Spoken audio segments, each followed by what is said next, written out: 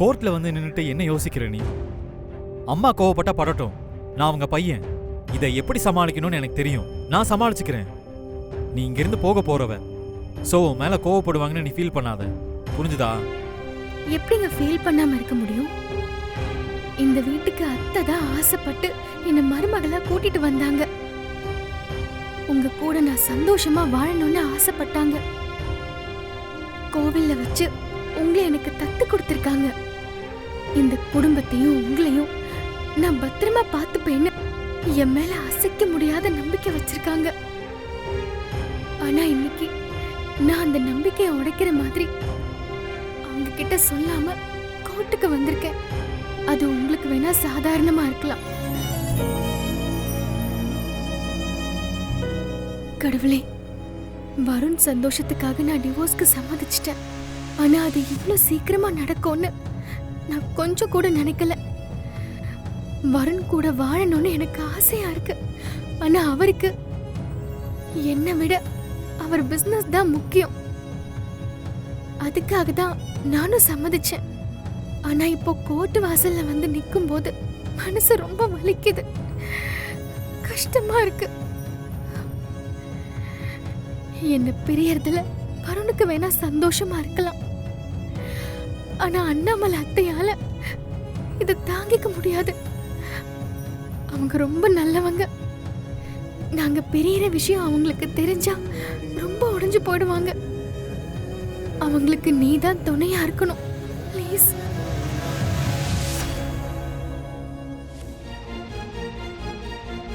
Sir எல்லாம் ரெடியா sir? எல்லாம் ரெடி தான் சார் இருக்கு. சீனியர் வந்துட்டோம், பேசிடலாம். இந்த சீனியர் வந்துட்டார் சார். Hello sir.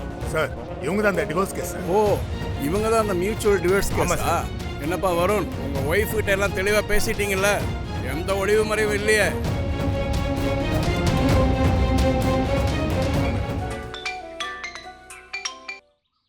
சொல்லுமாப்ல.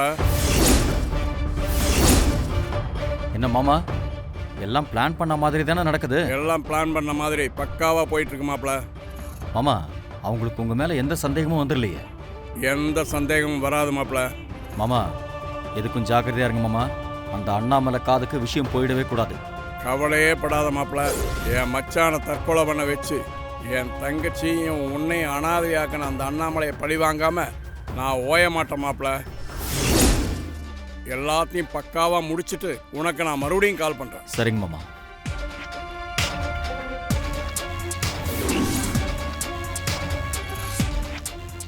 அதெல்லாம் பரவாயில்ல. நான் சொன்ன டாக்குமெண்ட்ஸை ரெடி பண்ணிட்டீங்களா? வெண்ணிலாவுக்கு நீங்க கொடுக்க எவ்வளவு ப்ராப்பர்ட்டி இருக்கே மேடம். எதுக்கு வருணுக்குன்னு இருக்கிற உயிலெல்லாம் மாத்தி வெண்ணிலா பேரை ஏன் அதுல சேர்க்க சொல்றீங்கன்னு புரியல. அதுவும் இல்லாம புதுசா வாங்க போற ப்ராப்பர்ட்டியும் 2 பேர் பேர்லயும் ரிஜிஸ்டர் பண்ணணும்னு சொல்றீங்க. இல்ல, வருணோட நடவடிக்கை எதுவும் சரியில்லை. அவன் வெண்ணிலாவை மதிக்கணும்னா இத பண்ணிதான் ஆகணும். அவன் கடைசி வரைக்கும் வெண்ணிலாவோட இருக்கணும்னா இது ஒண்ணுதான் வழி. வருண் தம்பி அதுக்கு ஒத்துக்கணுங்களா மேடம்? அவனை பெத்தவனா, அவனை எப்படி வழிக்கு கொண்டு வரணும்னு எனக்கு தெரியும். சீக்கிரமா டாக்குமெண்ட் ரெடி பண்ணுங்க. ஏற்கனவே பாதி வேலையை முடிச்சிட்டேன் மேடம். கொஞ்சம் டைம் கொடுத்தீங்கன்னா முடிச்சிருவேன் மேடம். ம்.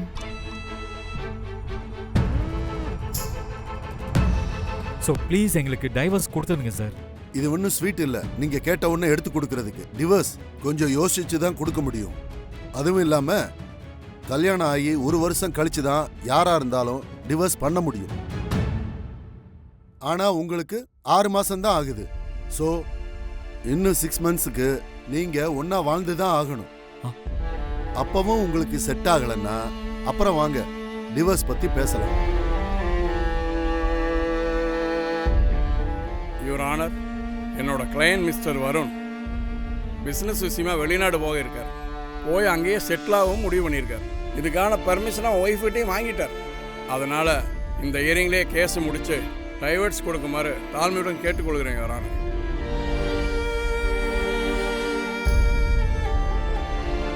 என்னம்மா, இவர் சொல்றது உண்மையா? உனக்கு இதுல சம்மதமா?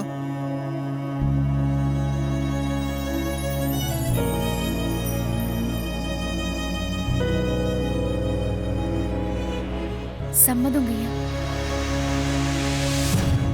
ஓகே, நெக்ஸ்ட் இயரிங் அடுத்த மாசம் 20ஆம் தேதி. அப்ப வாங்க, ஃபைனல் பண்ணிடலாம்.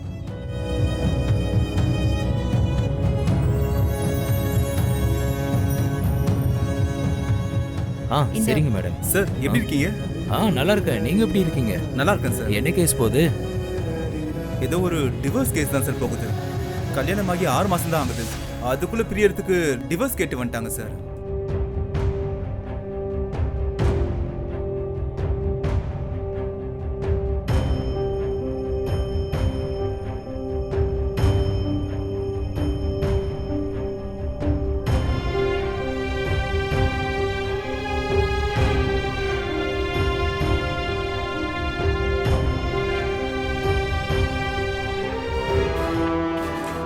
இல்ல மேடம், நான் நல்லா பார்த்தேன்.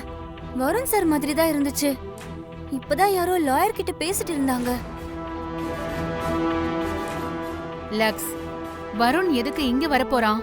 நீ வேற யாரையோ பார்த்து கன்ஃபியூஸ் ஆயிருக்க. விடு. அம்மா எப்படி இங்க? நம்மள பாத்துட்டாங்களா? பார்த்துட்டாங்கன்னு நினைக்கிறேன். ஓ காட். இதுக்கு தான் நான் அப்பவே சொன்னேன், அத்தைக்கு தெரியாம இத பண்ண வேண்டான்னு. கேட்டிங்களா? இப்ப வசமா மாட்டிக்கிட்டோம். அம்மா இங்க வருவாங்கன்னு நான் நினைச்சு கூட பார்க்கல. அவங்க எதுக்கு இங்க வந்தாங்க? அத்தைக்கு எல்லா இடத்துலயும் ஆளுங்க இருக்காங்க. அவங்களுக்கு தெரியாம நம்ம எந்த விஷயமும் பண்ண முடியாது. இப்ப பாருங்க, கரெக்டா நாம இருக்கிற இடத்துக்கே வந்துட்டாங்க. என்ன பிரச்சனை ஆக போதோ பயமா இருக்கு.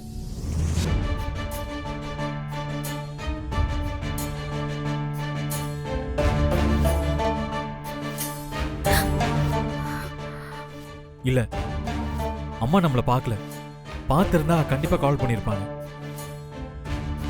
அவங்க நம்மள பார்க்கறதுக்குள்ள நம்ம இங்க இருந்து கிளம்பிடலாம். நீ டென்ஷன் ஆகாத. வா. இவன் சிலைய திருட அனுப்புன 3 பேர்ல ஒருத்தன் உண்மையை ஒத்துக்கிட்டான். அவனை ஏற்கனவே போலீஸ்ல ஹேண்ட் ஓவர் பண்ணியாச்சு. என்னையா, எங்க அவன்? ஐயா, வெளியில இருக்காருயா. கான்ஸ்டபிள் வாங்க.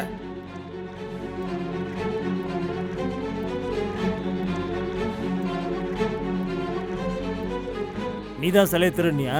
ஆமாங்கய்யா. இதோ இவர் தான் பணத்தை கொடுத்து எங்களை சிலையை திருட சொன்னாருங்கய்யா. ஐயா, இவன் யாருன்னே எனக்கு தெரியாதுங்க ஐயா. வேணும்னு இவங்க ஆள் செட் பண்ணி என் மேல பழிய போடுறாங்க ஐயா. தப்பு பண்ணவன் என்னைக்கையா தப்பு ஒத்துட்டு இருக்கீங்க? அது மட்டும் இல்ல சார், இவன் எங்க ஊர் மக்களோட பயத்தை யூஸ் பண்ணி கோயில்ல இருக்கிற பழைய ரூம்ல நிறைய சிலைகளை பதுக்கி வச்சிருந்தான். அதுல ஐம்பொன் சிலையும் இருக்கு. எனக்கு என்னமோ இவன் மட்டும் தனியா இதெல்லாம் பண்ண மாதிரி தெரியல.